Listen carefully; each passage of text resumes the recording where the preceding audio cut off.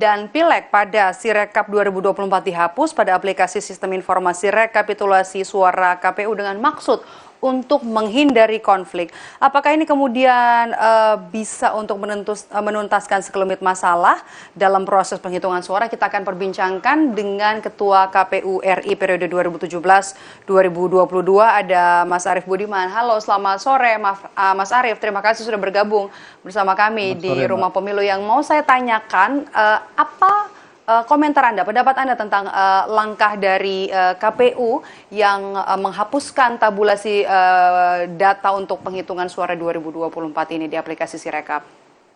Ya, menurut saya justru dengan dihilangkannya ya hasil rekapitulasi, kan yang masih ditampilkan adalah hasil penghitungan, tetapi hasil rekapitulasinya tidak lagi ditampilkan. Nah, itu justru bertentangan dengan apa yang disebut Sirekap. Sirekap itu kan sistem informasi rekapitulasi. Itu malah mengalami kemunduran Rekapitulasi, ya. bandingkan dengan ketika pemilu 2014 ya, ketika saya sudah ada di KPU RI, dan pemilu 2019, ketika kami masih menamakannya situng. Jadi target kami adalah menampilkan, menyediakan data, informasi, hasil penghitungan. Jadi di 2014 itu seluruh hasil penghitungan di tiap TPS kami tampilkan. Tapi kami tidak menampilkan hasil rekapitulasi. Silakan masyarakat mengumpulkan data sendiri, lalu menjumlah dan merekapitulasi sendiri.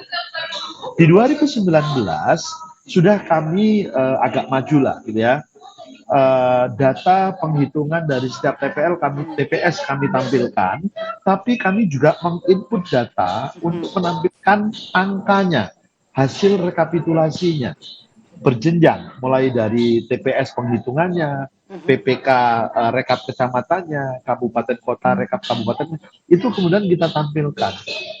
Nah, kenapa di Pilkada 2020 namanya tidak lagi situng, tapi kita ganti dengan Sirekap? Karena kami memberikan pelayanan informasi kepada publik bukan hanya hasil penghitungan, tapi juga hasil rekapitulasi. Itu mengapa namanya menjadi Sirekap, gitu ya. Nah, kemudian itu berlanjut di pemilu 2020. Jadi yang mau Anda tegaskan adalah untuk yang digunakan Sirekap untuk pemilu 2024 ini adalah suatu bentuk kemunduran dari apa yang sudah dilakukan oleh KPU sebelumnya, periode sebelumnya, begitu? Ya, saya sebetulnya kepingin dapat informasi detail ya, tapi argumentasi tadi sebenarnya tidak terlalu tepat, tidak terlalu mendalam tentang penyebab intinya. Kenapa kemudian ketika Sirekap bermasalah, kemudian pelayanan kepada publik yang jadi korban, artinya pelayanan itu kan jadi menurun. Harusnya publik bisa melihat hasil penghitungan plus hasil rekapitulasinya, gitu loh. Karena tahapan pemilu itu kan mulai dari pemungutan, penghitungan, lalu rekapitulasi. Nah, ini kan berhenti. Informasi itu berhenti di tahap penghitungan. Padahal publik bagian akhir dari proses pemilu adalah... Padahal tujuan Sirekap itu adalah untuk nanti sebagai bentuk transparansi publik ya, untuk memantau proses penghitungan suara, rekapitulasi suara di KPU. Iya. Apakah kemudian dengan hilangnya tabulasi suara ini kemudian akan berdampak pada proses rekapitulasi, Mas Arief? Nah, sekarang saya masih belum tahu ya, di running text televisi kan masih bergambar, masih bisa ditampilkan nggak hasil rekapitulasinya.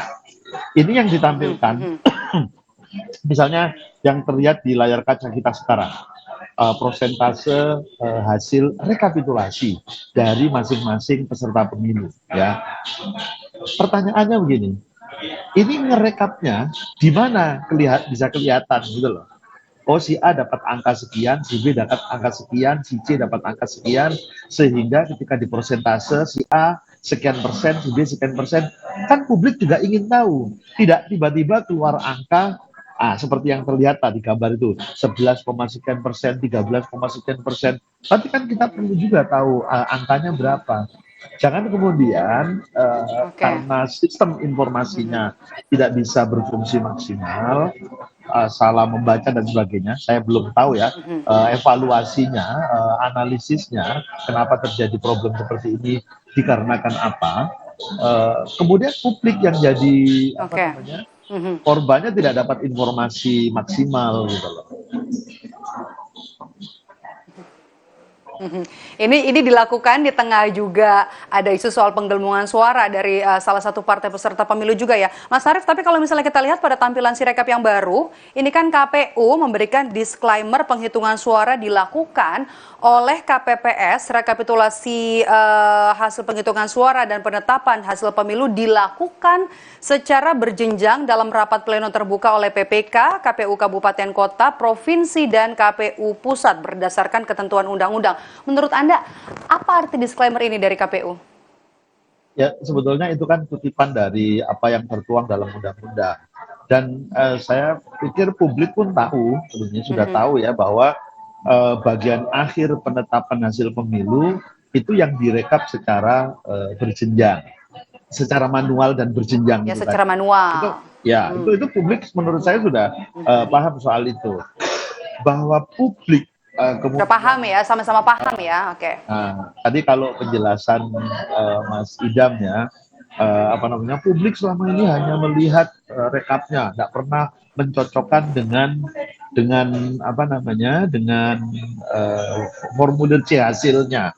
Ya Data menurut real. saya, ya, nah menurut saya ketika apa namanya fungsi si rekap ini benar, tidak ada kesalahan, maka kan publik ketika melihat hasil rekapitulasinya kan sama, pasti sama dengan penjumlahan dari banyak C hasil dari banyak TPS itu. Gitu. Jadi sebetulnya jangan publik kemudian disalahkan karena nggak mau lihat C hasilnya kira-kira gitu.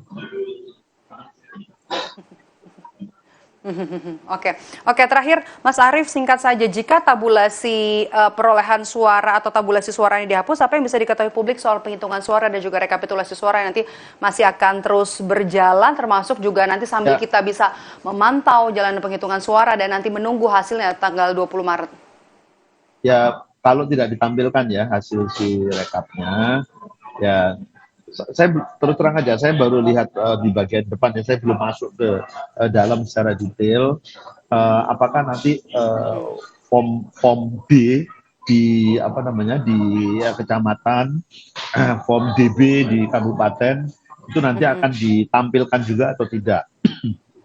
Kalau form kecamatan, form kabupaten, form provinsi dan itu tidak ditampilkan, maka ya satu-satunya cara kalau masyarakat ingin tahu angkanya real atau tidak, sama sesuai dengan yang dia datanya punya atau tidak, Ngecek balik lagi satu-satu berarti? sendiri. Iya, ngecek sendiri satu persatu, ngumpulin semua hasil penghitungan dari setiap TPS. Baik. Nah, itu yang Tadi ada maksud dengan membuat saya, kemunduran ya, Mas Arief, untuk iya, aplikasi Sirekap di pemilu 2024 ini. Baik.